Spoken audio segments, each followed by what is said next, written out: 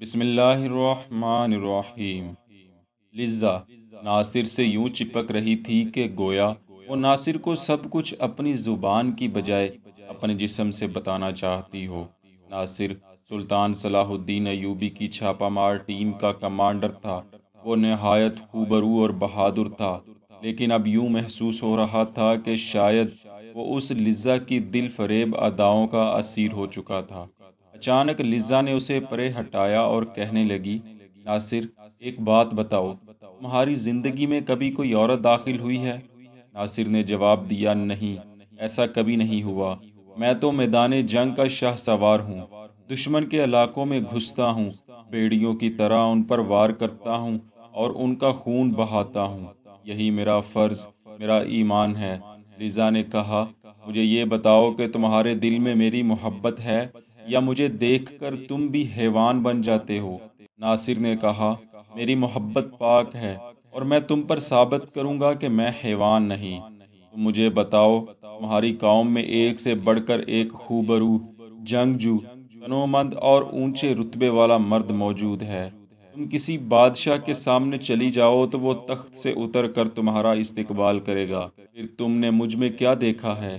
لزا، جو کہ اس یاد کے قلعے کی ایک ماہر جاسوس تھی اور بڑی کامیابی سے سلطان صلاح الدین ایوبی کی چھاپہ مار ٹیم کے کمانڈر کو اپنی محبت کے جال میں پھانس چکی تھی، اس نے ناصر کے سوال پر کوئی جواب نہ دیا اور پھر اس کی سسکیوں کی آواز آنے لگی۔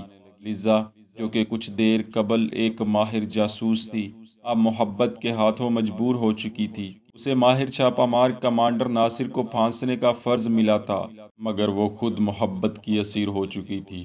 اس سے پہلے کہ وہ ناصر سے کچھ کہتی، ناصر نے کہا، خاموش رہو، گھوڑوں کی آہٹ سنائی دے رہی ہے۔ لزا نے کہا، سب کو جگا دیں، یہ ضرور شیخ سنان کے سپاہی ہوں گے جو اس نے ہمارے تعاقب کے لیے بھیجے ہیں۔ وہ 15-16 سوار تھے، انہوں نے آتے ہی کافرے کو گھیرے میں لے لیا اور ایک نے للکار کر کہا، یہ لڑکیاں ہمارے حوالے کر دو۔ شیخ سنان نے کہا ہے کہ دونوں لڑکیاں دے دو گے تو خیریت سے جا سکو گے۔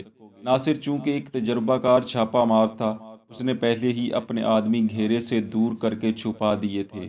ناصر نے ان کو اشارہ کیا تو آن کی آن میں چھاپہ ماروں نے شیخ سنان کے سپاہیوں پر حملہ کر دیا اور ایک ہی جھٹکے میں 3-4 سپاہی گرا کر ان کے گھوڑوں پر سوار ہو گئے۔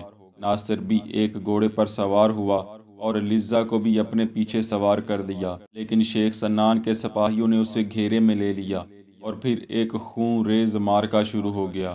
لڑائی کے دوران ایک موقع ایسا آیا کہ لزا اپنا توازن برقرار نہ رکھ سکی اور گھوڑے سے نیچے گر گئی۔ 2 فدائیوں نے آگے بڑھ کر فوراً لزا کو اپنے قابو میں کر لیا۔ ناصر بھی یہ دیکھ کر نیچے کود گیا اور لزا کو ان سے چھڑانے کی کوشش کرنے لگا۔ سلطان صلاح الدین ایوبی کی چھاپہ مار ٹیم کا کمانڈر کوئی معمولی سپاہی نہیں تھا۔ انہیں اس طرح کی صورتحال پر قابو پانے کی خاص تربیت دی جاتی تھی۔ چنانچہ ناصر نے چند ہی لمحوں میں سب کو موت کے گھاٹ اتار دیا۔ پھر ناصر نے لزا کو گھوڑے پر اپنے آگے سوار کیا، ستاروں سے راستہ دیکھا اور گھوڑے کو سر پر دوڑا دیا۔ بہت دور جا کر اس نے گھوڑا روک لیا اور کہنے لگا، اب بتاؤ، تم کہاں جانا چاہتی ہو؟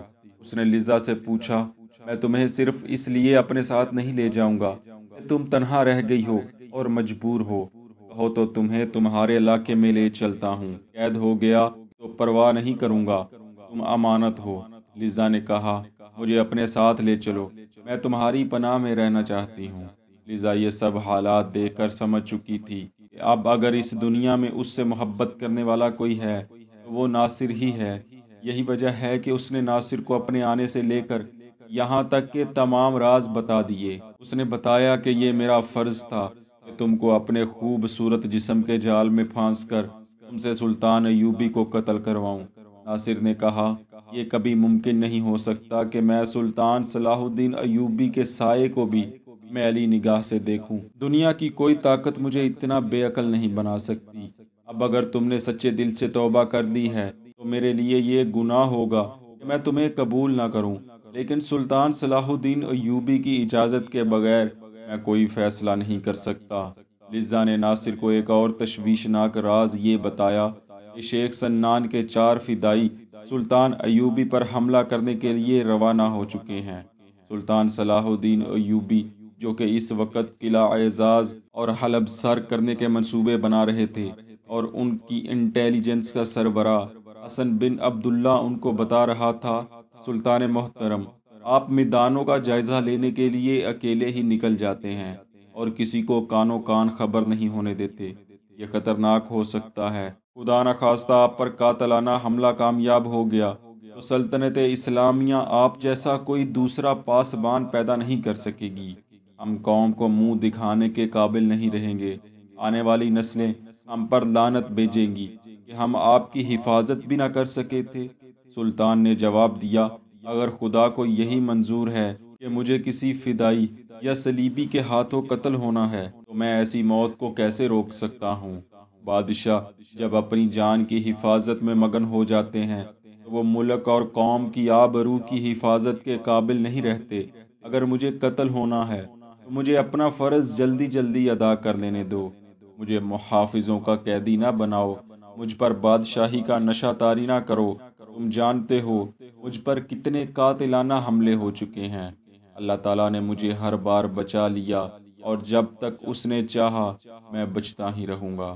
دوسری طرف لزا نے جو ناصر کو بات بتائی تھی وہ بالکل سچ تھی، کیونکہ 4 فدائی عین اسی مقام پر جہاں سلطان نے پڑاؤ کیا ہوا تھا داخل ہو چکے تھے اور چھپ چھپ کر سلطان کی حرکات و سکانات دیکھ رہے تھے۔ اسی وجہ سے ناصر اپنے گھوڑے کو سرپٹ دوڑائے سلطان کی طرف بڑھ رہا تھا کہ آپ کو اس حملے کی پیشگی اطلاع دی جا سکے، لیکن اس سے پہلے کہ ناصر اور لزا وہاں پہنچتے، فدائیوں نے سلطان کو اکیلے پا کر حملہ کر دیا تھا۔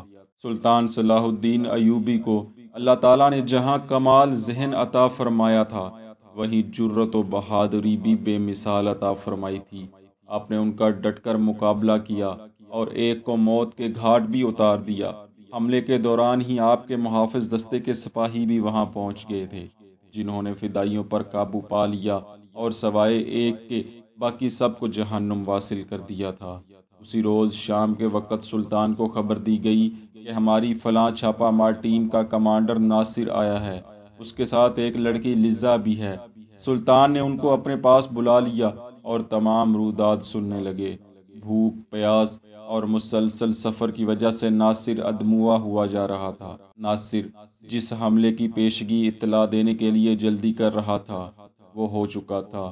لزا جو پہلی بار سلطان کے سامنے آئی تھی وہ اسی خوف میں تھی کہ نہ جانے اس کے ساتھ کیا ہونے والا ہے، کیونکہ اپنے بادشاہوں کے حالات وہ جانتی تھی اور یہ بھی جانتی تھی کہ مجھ جیسی خوبصورت جسم والی لڑکیاں فقط بادشاہوں کے بستر گرم کرنے کے لیے ہی ہوتی ہیں، لیکن یہاں معاملہ الٹ تھا۔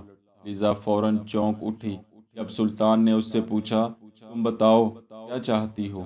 کہنے لگی، میں ناصر کے ساتھ رہنا چاہتی ہوں۔